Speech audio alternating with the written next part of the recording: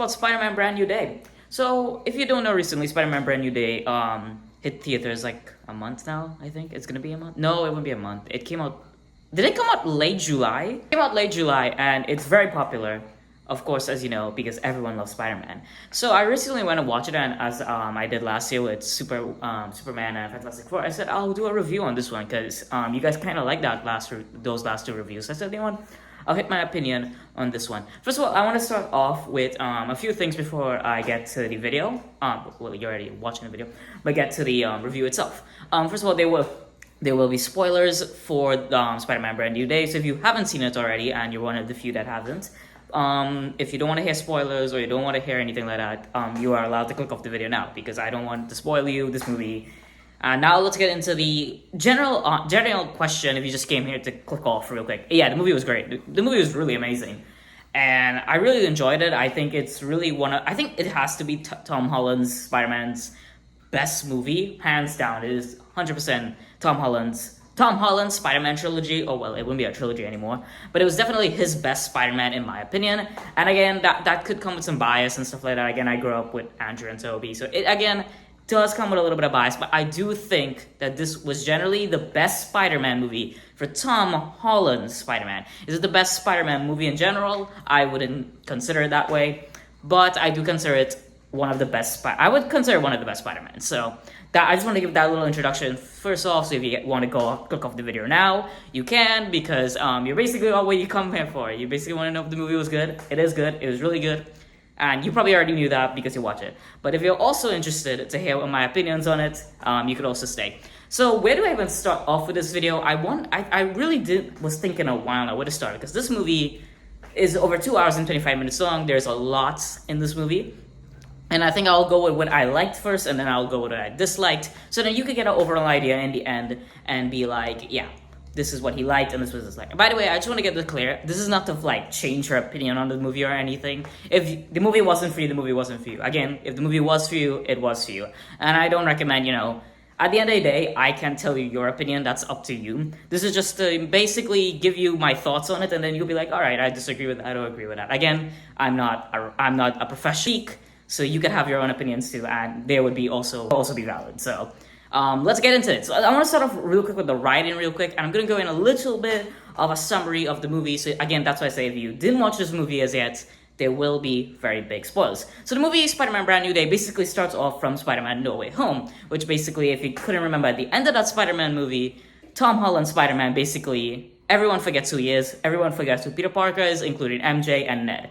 MJ and Ned play a very crucial role in this movie. And again, it really does. I really like how they tackled this, really, because in the ending of Spider-Man No Way Home, I can't remember exactly, I didn't rewatch that movie before recording, but I remember him meeting MJ in the ending of the movie by the coffee shop. Again, they did show some flashbacks and stuff, but I don't know I can't remember exactly if he told them. I don't think he told them this. I know he told them his name, but I don't think he told them the story. And I like that direction that Marvel went with that, because they could have just gone quickly with, oh yeah, everyone forgot who Peter was. Peter went to talk to them, tell them the whole story. MJ remembers who he is, and MJ and him get back together. Which, if you watch this movie, you know that this is completely untrue, and it goes to a way more sad turn than what unfold. And I think I like it that way. This movie was very realistic. I think for a Spider-Man movie, it really captured everything about Spider-Man, but it captured that realism in reality as well. And again, Peter is going through some big depression. I think this is something deep in the movie. They go into Peter's depression. I'll go more into that later. But the movie is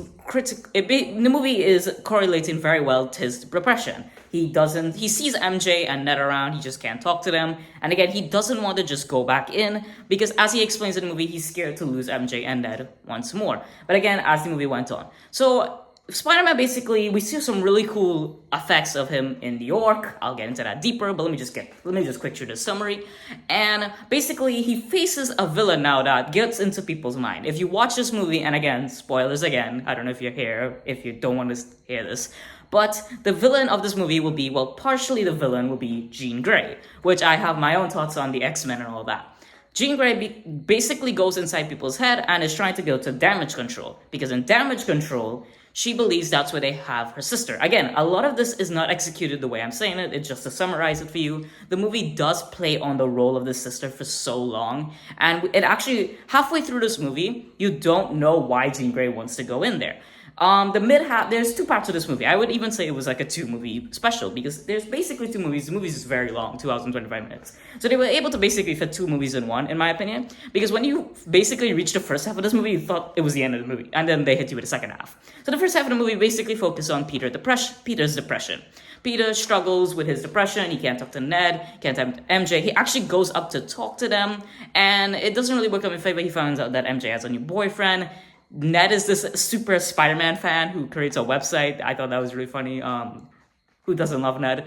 And also, he just really hasn't been socializing, which I think that captures a lot of Peter. And he really hasn't been socializing because he lost everything. He lost Aunt May. He's still very much grieving from it, even though I think this movie's 4 or 2 years after No Way Home. Yeah, it has to be around 4 years because they finished... Because I think they're on the senior year of college. I don't know. I'm not from America, so I'm not too sure how college works. And I don't know how long college goes on for because in where I'm from, university is very random in years and all of that. But I'm assuming that this was 4 years. So basically, Peter spent 4 years by himself, depressed, and he's really not getting anywhere with his own life. This leads him to his DNA. As you all know, the way Peter Parker gets his powers, he got bitten by a radioactive spider. So now that Peter's in this depression, his arachnic side of his DNA is starting to act up way more due to the fact that he's stressing himself out, leading him to come up with this beast-like area. He basically turns into some type of beast. And that's what the movie tries to... this is how I feel the movie tried to portray it. And I think the movie did really well what they did next. They brought in Bruce Banner. And again, what I'm about to say here is Bruce Banner, the Hulk is in this movie. And he talks to Bruce Banner. He tries to sneak in as Ned. And basically, he finds a way to stop that arachnic side, even when he's stressing out. But this way part of the movie, he learns that Jean Grey is the villain, and him and Punisher, which I'll get into Punisher. Punisher is an absolute phenomenon in this movie. Gets together and they go stop Jean Grey, and then it goes to the second half of the movie where it basically becomes a Jean Grey setting, where Jean Grey is captured by Damage Control, because Jean Grey was not the villain, she was trying to save her sister, but Damage Control he goes and saves Jean Grey. They have this really heartfelt moment with Aunt May, and then Punisher snipes him. I'm not even joking. Punisher was meant to snipe Jean Grey, but then instead he sniped Peter Parker. Jean Grey kept him alive because, she could go inside her head. And then the movie basically ends there. It was very funny. And then Punisher ends it with he's on Spider-Man. You have to watch the movie to understand that scene.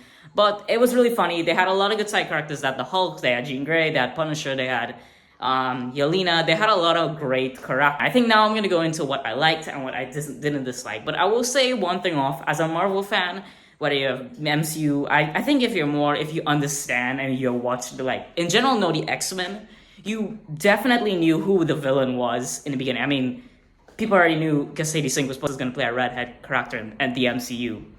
I wonder who it was going to be. But basically, it was very obvious and very predictable. I think a lot of the movie was pretty predictable. That doesn't make the movie bad.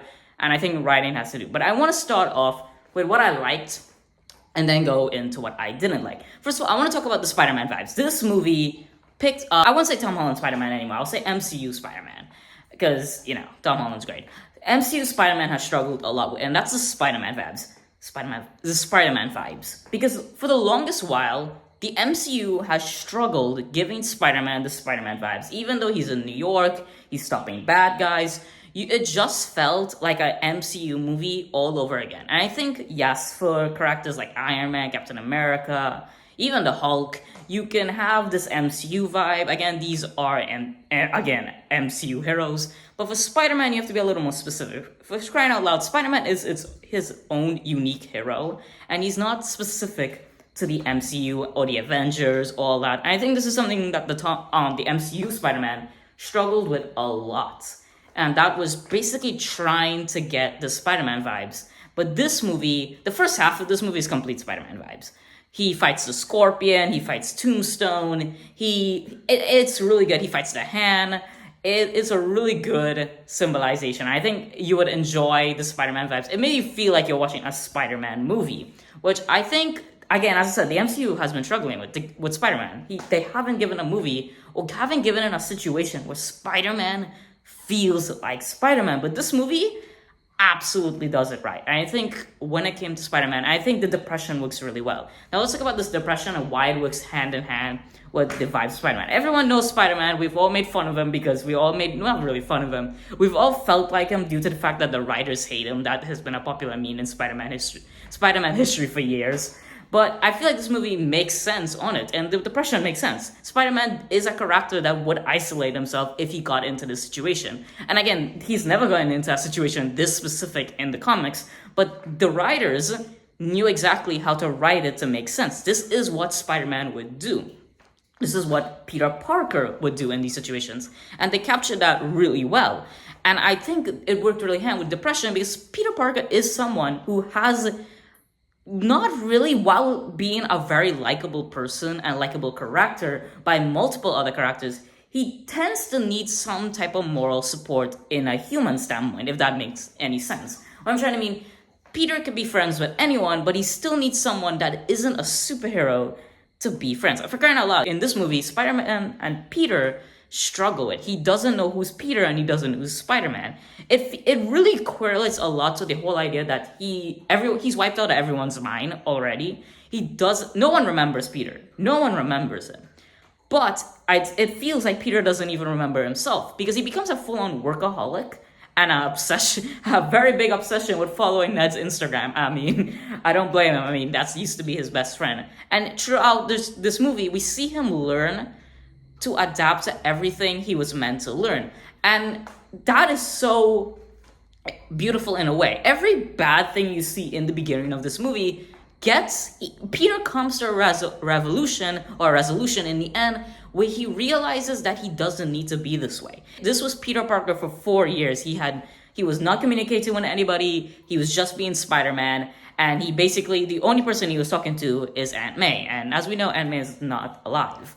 And I think this movie really did good in that. I think that depression works good with his Spider-Man vibes because we've seen Spider-Man throughout, whether it be comics or other movies, down on his luck. And I think the depression has to be said there. And the way they tackle this depression in this Spider-Man movie was through the arachnic DNA acting up, and then he had to build the whole thing. I forget what it's called, but he had to build that to stop his arachnic DNA. And I think that also came down in the end where he realized in the end fight where basically Jean Grey had mind controlled the hand, he learned that he doesn't need to just be Spider-Man or Peter Parker. It's basically him learning who he is again, which I think was so important to this movie because for the longest while, you have to put yourself in those shoes. 4 years without any human contact, and you're a superhero, and you're splitting your identity constantly. But this time, Peter doesn't have any life. He doesn't have Ned. He doesn't have MJ. He doesn't have any communication. And the only time he's communicating with other humans is when he's Spider-Man. It basically puts Peter to have no life, but in the end, Peter regains life. It's like he came back to life, metaphorically, but not literally. But he did came back to life because Jean Grey saved him physically. But metaphorically, he did come back into his senses and realize, yeah, I'm okay. This is who I'm supposed to be. And he even, as I said, in the middle of the movie, halfway through, MJ does find out that they had a connection. They're in a relationship. Again, I think this is one of the saddest scenes, and if you've been online, you've probably seen that she rejected him which is honestly, again, valid because she couldn't remember anything. He remembers all these memories, but she doesn't. And it seems at the end of the movie, these two do get some type of friendship going. So it's good to see them getting back together. And I think that's what they needed. And I think that's something that people didn't expect. People thought they would get back together in the movie, but I think it was smart for them not to get back together, but stay as friends so that he doesn't try anymore to get MJ in this relationship, which is why he really hasn't been doing any human contact. He just wants MJ. And really also Ned, but he really misses MJ.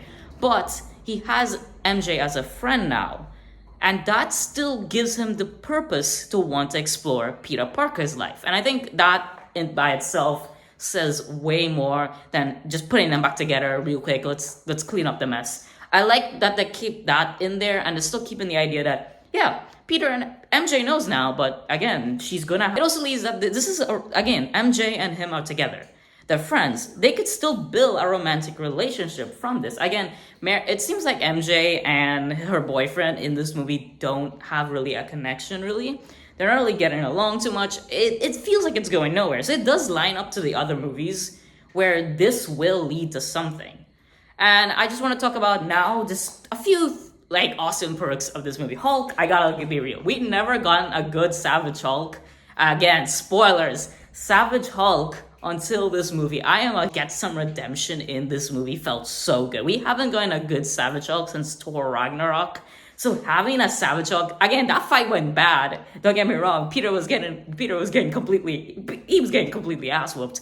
But it was such a good feeling to see Savage Hulk come back. Mark Ruffalo definitely aced that. And I love that. It felt bad for Bruce Banner in the end because he's going to a psych ward. But hey, we got Savage Hulk back. Hey, we'll take it. And I hope I see more of Savage Hulk because that Hulk had me going. That was so good. Next, I want to talk about just the side characters, and then I'll go what I didn't really fancy in the movie. Side characters like Punisher, Yelena. Well, the Punisher was really good. He was used as a comedic effect. Again, a lot of people hated that Frank was used as a comedic effect due to the fact that the Punisher show is more of a serious show. But I think it makes sense. It's Spider-Man. Everyone loves Spidey. Punisher loves Spidey. He probably saw him as like a child. He probably saw him more as like his son who he lost. But Yelena was also a very fun character. I think for the little scenes that she did have, she had a purpose, and I think it really worked out very well. I thought she was really funny. Again, that scene in the pool, that is just comedic with Spider-Man just has his foot up. That was really funny. Not really a theory. I don't know if it's confirmed or not, but this is what I saw online. Again, this is not me or anything I critically like. I just thought it was really interesting, and I really like this theory that all Hulk, Punisher, Yelena all represent something in Spider-Man. I think so. What I disliked or what I just had a mixed opinion on in this movie, that the pacing for the movie 2 hours and 25 minutes, for me personally, I found the movie way too long. Or I think it's because they split the movie into like 2 movies and it made the movie feel really just doing too much. And I think that's also something that a lot of movies do. Sometimes they split their movie, like if it's a long movie, they'll split the movie in 2 and then it feels like you're watching 2 movies. I just feel when you're in a cinema for over like an hour and you see coming to the end, you prepare yourself for the end, and it just really knocks you out when there's another part. And I also think that the pacing just felt way too much, dude. I think they could have shortened some clips. They could have definitely shortened some flashbacks. I think everything in the movie was needed, 100%. They needed those scenes.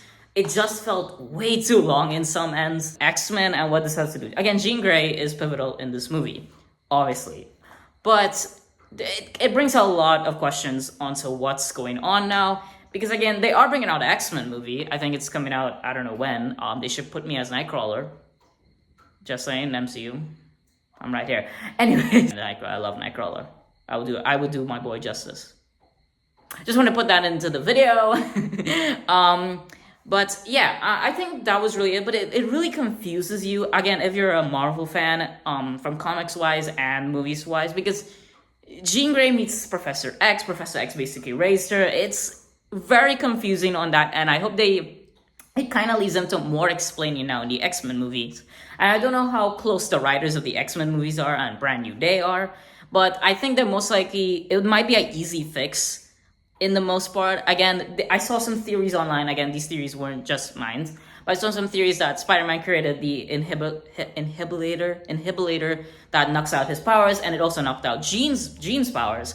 So it kind of lines up to the mutant Holocaust a little bit, and that is smart. While I hate it because Spider-Man's gonna be basically like a monster. Well, not a monster. He basically created something he shouldn't have. It is not a bad direction to go with the X-Men. I do think it will be a bad direction for the Spider-Man movies, and I'll get into that in just a minute. But I think overall, it wasn't a bad introduction. I do think that it felt really weird. Again, Jean Grey, she felt so out of all with the writing. If this movie wasn't written well, it would have been a disaster, and that's because the visual effects and stuff would have still worked out. But if this movie wasn't written well, it would have been a disaster. As I said, Jean Grey felt so out of place for a Spider-Man movie. And it honestly is out of place for a Spider-Man movie. But the movie was written really well. And that is why they basically escaped with such good reviews and stuff. Because I can't lie, the movie is written so well, you honestly enjoy it. and they made sense of everything that happened. Jean Grey's in the movie because of this, and this sister this, damage control that. It made sense. It made sense. It does leave some conflicting thoughts on how they're going to do the X-Men movies moving forward and how they're going to do Spider-Man. It'll be an easy fix. It's nothing to complain about. I do think the phenomenal writing of this movie saved that weird character placements. So good job on the writers who wrote this movie. You guys did. Now to the final thing, the final last thing I want to say about this movie before I kind of end it. I'll just talk about it a little bit after. But what I want to end this video with is the last thing I disliked is, again, this is something that the MCU Spider-Man has struggled with throughout Homecoming going down. The Spider-Man villains aren't Spider-Man villains. I know you can say Vulture and Mysterio of Spider-Man villains. Yes, they were, but they're not. They didn't feel like Spider-Man. They ruined the whole plot, and they made them Iron Man villains. And it felt like you were watching Iron Man 4 and Iron Man 5 more than you were watching Spider-Man 1 and Spider-Man 2. So this is something that Marvel struggles with. I think they did this for a Brave New World. They give them Hulk villains, even though Red Skull has been stacked up there for who knows how many years. Maybe they might bring Red Skull on for Doomsday. I pray they do something with Red Skull before the man basically turns into a real skeleton. But yeah, Marvel struggles with giving the correct heroes for the villains. And again, this movie, writing saves it beautifully. And the writing really makes Jean not really that bad. Honestly, you don't really care. And there was still the Scorpion and Tombstone. They didn't really do much though. But you don't really complain too much. I'm not gonna complain too much. The movie is done phenomenal. I think Jean made a decent. She was more like an anti-hero in anti-hero in this movie, and I think she did really well. I think she did what she had to do, and it worked perfectly. But I think definitely top 3 of a Spider-Man movie in general. Definitely of Andrew Garfield's, Tobey Maguire's. Definitely Brand New Day is top 3. Somewhere on that 3. I don't know where. But it's definitely not the best Spider-Man, but it's top 3 for sure. And this movie really made me change my mind. This MCU Spider-Man movie, because again, as I said, they got the Spider-Man vibes. That's something they struggled with. They made the writing phenomenal, which was amazing to watch. They focus on Spider-Man himself, his depression. And again, this is something that, I think the MCU Spider-Man just didn't have. They didn't focus on Spider-Man. They focus on, oh, look, it's Vulture and Mysterio. They got beef with Iron Man, so now they're gonna fight Spider-Man. Like that felt so. It felt like they ruined a Spider-Man villain as well. And I think while this movie worked phenomenally, and I think it definitely should be praised 100%. I think it's not a good idea. And I think what they were doing bad in the MCU Spider-Man movies, they got right here. They struggled with making Spider-Man feel like Spider-Man and struggled with him being the main character. This movie, they got it. Okay, and I think they were starting to make it better from No Way Home a little bit. Even though I didn't really think No Way Home captured that, because Tobey and Andrew came, and it just became a whole thing that wasn't even about Tom Holland Spider-Man. It became a whole MCU multiversal thing, and Doctor Strange then, oh look, we got a MCU Spider-Man. And this movie debunks that. It made Spider-Man, give them the Spider-Man vibes. It felt like a Spider-Man movie. It had you going. It felt like you were watching Spider-Man. They did a great job. I think whoever recorded this movie, it was beautiful. They got New York down 100%. The music was down. You felt like you were watching Spider-Man.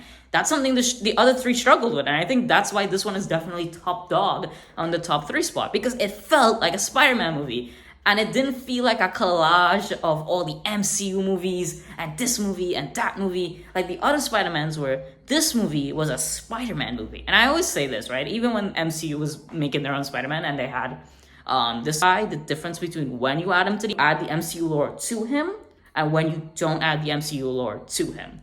And I think this movie captured that perfect. Again, the other 3 movies struggled with that. Even No Way Home struggled with that. They brought up Doctor Strange and the multiversal thing a little too much. They got away with the multiversal thing because it was Spider-Man multiversal, but still, it still felt more like an MCU movie trying to drag itself into Spider-Man. Spider-Man, for the longest while, has been its own standalone character. And I get it, when you have an Avengers movie, I'm loving it. I love Spider-Man in Avengers movies. I think he was great in Civil War. I know Civil War is not an Avengers movie, but I count it as an Avengers movie because it basically is an Avengers movie. And all the other Avengers, Infinity War, Endgame, they were phenomenal. Spider-Man has to be there because he's in the MCU. But you had to distinguish when to put the lore in and when not to put the lore in. Brand New Day captured that perfectly. It had Yelena, it had Punisher, it had Hulk, had Jean Grey, and she's gonna be important now for the X-Men movies and moving forward for the MCU. But they found the perfect mixture and how to add MCU in while keeping everything Spider-Man. And I think they have to keep that going. They can't ruin what they have now and destroy down the drain if they decide to make a Spider-Man 5. I do think they need to make a Spider-Man, and that's including the villains. No Spider-Man villain has in the MCU Spider-Man has been a Spider-Man villain.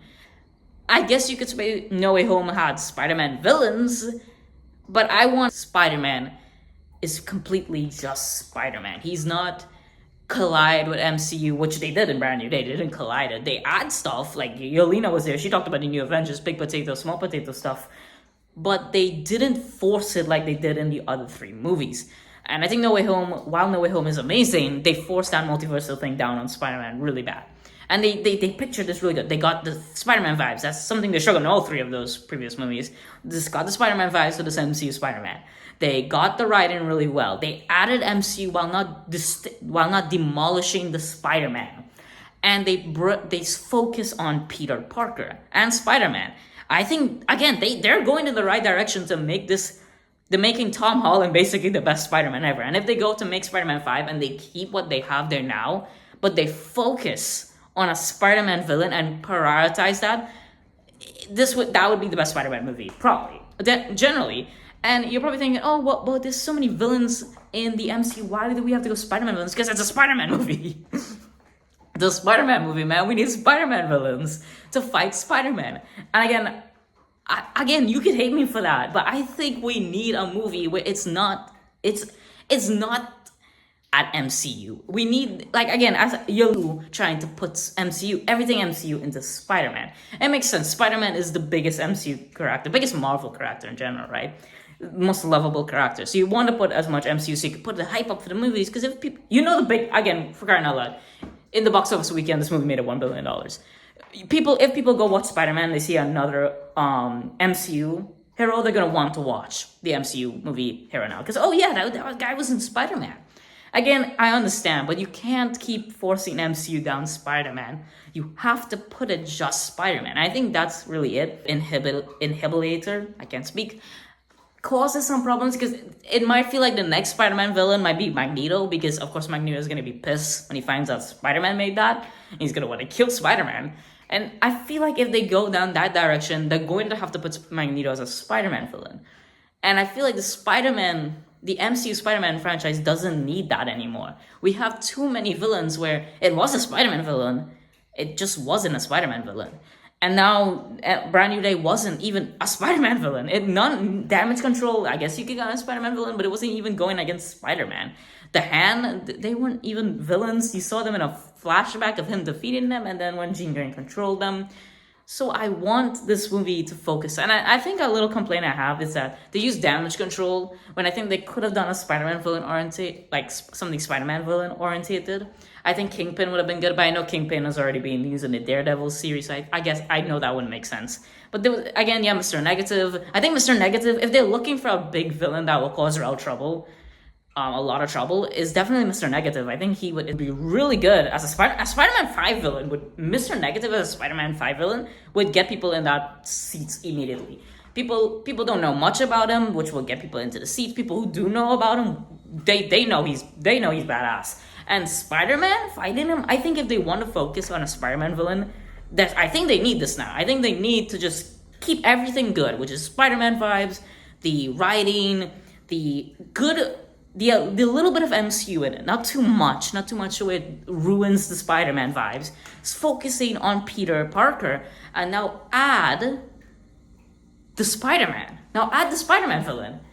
This movie might go to, and again, I'm not saying don't add an MCU character to be a little psychic. I'm down for that too. But you now have to focus and give the ultimate Spider-Man movie. And I think the ultimate Spider-Man movie is whatever Brand New Day, the great stuff Brand New Day was cooking up. I just add a main powerful Spider-Man villain to that stew.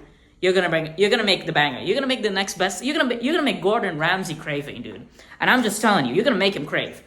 That's how you make probably the best Spider-Man movie, in my opinion. And I would love to see that in Spider-Man 5 if they want to make Spider-Man 5. I don't know if they will. I think they have to at this point. If they do, I hope Marvel keeps all those good parts. And that Spider-Man vibes, all of that, and put a Spider-Man villain. It will shake cinemas, I feel. And I think that's really all I have to say. Tell me in the comments what you thought about the movie. I want to hear your opinions. I was down to hear people's opinions, especially on movies. I love talking about movies. What would I rate this movie? I did a rating system for Superman and Fantastic Four. So I guess I'll do a rating system for this too. I would give it around an 8.7 or a 9.2 out of 10. It's on that range. I'm not entirely sure where I would put it in that range, but that's where I would put it. I do think this movie was phenomenal. If you haven't seen it already, please give it just go check it out. You'll enjoy it. And yeah, that's pretty much it. Thanks for listening. Now go eat a cheeseburger or something.